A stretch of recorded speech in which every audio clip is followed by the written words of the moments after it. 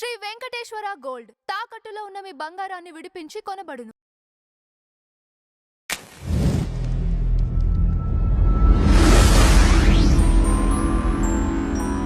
గురుగారు నమస్కారం. శ్రీమాత్రే నమః. సార్, అమావాస్య రేపు రాబోతుంది. దీనికి సంబంధించి ప్రభావం ఎలా ఉండబోతుంది, మనం తీసుకోవాల్సిన జాగ్రత్తలు? ఫస్ట్ ఆఫ్ ఆల్ ఏంటంటానండి, శుక్రవారం మధ్యాహ్నం స్టార్ట్ అవుతుంది అమావాస్య. శనివారం రోజు మధ్యాహ్నం వరకు ఉంటుంది, అంటే 11:59 ఇక్కడ చాలా మంది కన్ఫ్యూజన్ ఉంటుంది. అంటే 2 days ఉంటుంది సార్. అంటే శుక్రవారం మధ్యాహ్నం నుంచి నెక్స్ట్ డే శనివారం మధ్యాహ్నం వరకు ఉంటుంది. ఇందులో ఏది చాలా ఎక్కువ ప్రభావం చూపిస్తుంది అనేటువంటిది అడుగుతుంటారు చాలా మంది. దీనికి నేనైతే రాత్రి సమయంలో ఉండేది అమావాస్య కాబట్టి చేసుకోవచ్చు. మరి పితృతర్పణాలు, పితృదేవత సంబంధించినవన్నీ కూడా 2 రోజులు చేసుకోవచ్చు. కాకపోతే అమావాస్య మనకు పొద్దున్న ఇది ఉందిగా 11 లోపల శనివారం రోజు, ఆ రోజు ఉదయం పూట ఉంది కాబట్టి ఆ రోజు పితృదేవత సంబంధం చేసుకోవచ్చు. శుక్రవారం రోజు రేపు సాయంత్రం అమ్మవారి యొక్క ఆరాధన ఎవరైతే చేస్తారో, ప్రత్యేకంగా అమావాస్య రోజు చేసే పూజ వల్ల వచ్చే ఫలితం ఏమిటి అంటే, మనకి ఏదైతే నెగటివ్ ఎనర్జీస్, మనకి కంటికి కనబడకుండా ఎలా అయితే సూక్ష్మ క్రిములు ఉంటాయో, కొంచెం మన చెయ్యి చాలా నీట్గా ఉంది కానీ మైక్రోస్కోప్లో పెట్టి చూస్తే ఇక్కడ క్రిములు కనిపిస్తాయి, మళ్ళీ నీట్గా వాష్ చేసుకుంటే క్లియర్ ఉంటుంది. అలాగే మన కంటికి కనబడినటువంటి శక్తులు కొన్ని ఉంటాయి, పిశాచాలు కానివ్వండి, కొన్ని నెగిటివ్ ఎనర్జీస్ కొన్ని ఉంటాయి. అలాగే మన చుట్టూ పాజిటివ్ ఎనర్జీస్ కూడా అదే విధంగా ఉంటాయి. అంటే ఇక్కడే మనకి చక్కగా లలిత అమ్మవారు కూర్చోవచ్చు, కానీ మన మాంసనేత్రానికి కనబడదు. ఇక్కడ ఒక పిశాచం కూర్చోవచ్చు, మనకు తెలియదు. అలాగా అమావాస్య సమయంలో ఈ నెగిటివ్ ఎనర్జీస్కి పవర్ ఎక్కువగా ఉంటుంది. అంటే దేన్నైనా సరే ఆక్రమించడానికి, దేంట్లోకైనా సరే ప్రవేశించడానికి, ఒక మనిషిని ఇబ్బంది పెట్టడానికి. అందుకే చూడండి, మెంటల్లీ డిస్టర్బ్డ్గా ఉన్నటువంటి వాళ్ళు అమావాస్య నాడు ఇంకాస్త ఎక్కువగా పిచ్చిగా ప్రవర్తిస్తారు. కారణం ఏమిటి అంటే, చంద్రుడు తన యొక్క స్థితి నుంచి క్షీణచంద్రుడు అయ్యాడు. ఒకటి మనకి వేదం ఏం చెప్తుంది అంటే, చంద్రమా మనసో జాతః అని చెప్తుంది. కాబట్టి చంద్రమా మనసో జాతః కాబట్టి చంద్రుడు మనస్కారకుడై, ఆ మనసుకు కారకుడైన చంద్రుడు క్షీణచంద్రుడు అయినందుకు వీళ్ళ యొక్క మానసిక ఇది ఎవరికైతే జన్మజాతకంలో చంద్రుడు బాలేక పుట్టారో వాళ్ళకి మరింత ఇబ్బంది అనేటువంటిది వస్తుంది.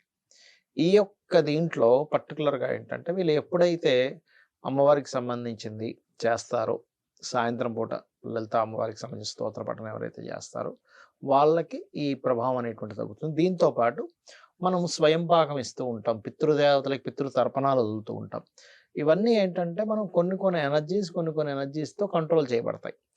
అందులో దేవతా ఎనర్జీ ఎలా అయితే ఆంజనేయ స్వామి ఇవన్నీ చేస్తాం చూసారు, ఆంజనేయ స్వామి, కాళికా అమ్మవారిది, ఏదైనా ఒక దేవత ఉపాసన చేస్తుంటాం కదా, ఇది ఎంత కంట్రోల్ చేస్తుందో నెగిటివ్ ఎనర్జీని, పితృదేవతలు కూడా అంత కంట్రోల్ చేస్తారు.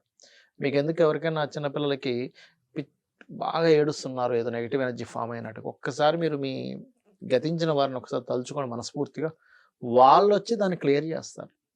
తలుచుకుంటే చాలు, వాళ్ళు వచ్చి క్లియర్ చేస్తారు. వాళ్ళు రావాలి మనతో, ఎప్పుడు మన కనెక్టివిటీలో ఉండాలి అంటే వాళ్ళకి తర్పణాలు వదలడం, అంటే నిత్య తర్పణాలు వదలడం చేస్తుండాలి.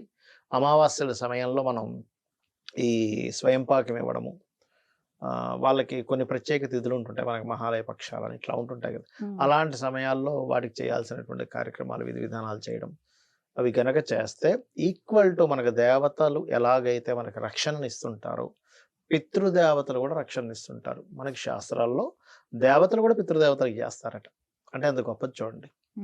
ఇంకొకటి, మనం దేవతలకు చేసే దానికంటే కూడా ఇంకా శ్రద్ధగా చేయాలి పితృదేవతలు చేసినప్పుడు.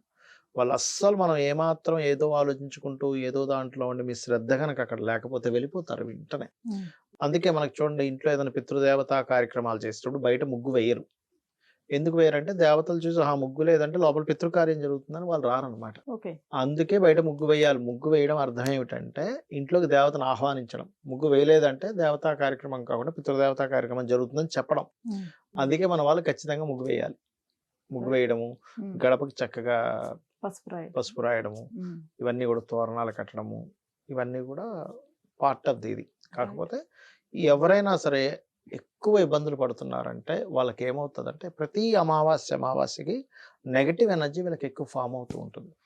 ఫస్ట్ ఆఫ్ ఆల్ ఏంటంటే, మనలో ఏదైనా చూడండి, ఇప్పుడు మెడికల్ పరంగా చూసుకుంటే బాడీలో ఏదైనా ఒక వైరస్ సెంటర్ అయితే మనం ఎన్ని మెడిసిన్స్ వాడుతున్నా పని చేయదు. అది ఆ వైరస్ దాన్ని ఇబ్బంది పెడుతూ ఉంటుంది. ఫస్ట్ వైరస్ క్లియర్ అవ్వడానికి ఎలా అయితే separate గా ఇంకో టాబ్లెట్ ఇస్తాడు డాక్టర్ గారు, అలాగే ఈ పితృదేవత ఆరాధన, ఈ లలితా అమ్మవారి ఆరాధన నేను చాలా మందిని అడిగాను. ఏమంటే మీరు అమావాస్య చాలా మంది కలుస్తుంటారు కదా, నిన్న కూడా విజయవాడ వెళ్ళినప్పుడు కొంతమంది కలిసారు. అక్కడ కలిసినప్పుడు సార్ మీరు అమావాస్య శాస్త్రపడి చాలా బాగుందంటే ఏం ఏం బాగుందంటే వాళ్ళు చెప్పేవారు. సో మాకు అంతకుముందు వరకు ఎప్పుడు ఏదో గొడవ, ఇంట్లో చికాకు, గొడవ, అప్పులు, లేకపోతే ఎప్పుడు ఏదో ఒక అంటే నీరసంగా జీవితం మీద విరక్తిగా ఆశ లేనట్టుగా జీవించే మేము ఎప్పుడైతే అమావాస్య నాడు చేస్తున్నామో పితృదేవతలకి, అక్కడి నుంచి మాకు చాలా బాగుంది అని చెప్పడం జరిగింది. కాబట్టి ఇది చాలా విశేషమైనటువంటి దీనికి మనం అమావాస్య తీసుకోవాలి. మనకి ఇంకా ఇక్కడ పితృదేవతల వరకే తీసుకుంటాం, కానీ తమిళనాడు సైడ్ అయితే అమావాస్య వాళ్ళకి అమావాస్య పనికి వస్తుంది. ముఖ్యమైన పనులను అమావాస్య రోజు ప్రారంభిస్తారు వాళ్ళు. అంటే వాళ్ళ సాంప్రదాయం వాళ్ళది. వాళ్ళది రాహుకాలం, గులిక కాలం ఉంటుంది. మనకేమో వర్జ్యం, దుర్ముహూర్తాలు ఉంటాయి. మనం పౌర్ణమి విశేషంగా తీసుకుంటాం, అమావాస్యను మాత్రం పితృదేవత ఆరాధన కోసం తీసుకుంటాం. కాబట్టి రేపు మధ్యాహ్నం తర్వాత నుంచి ఉండే రాత్రిపూట ఉండే అమావాస్య ప్రత్యేకమైనటువంటి ఫలితాలు ఇస్తుంది అమ్మవారి ఆరాధనకి.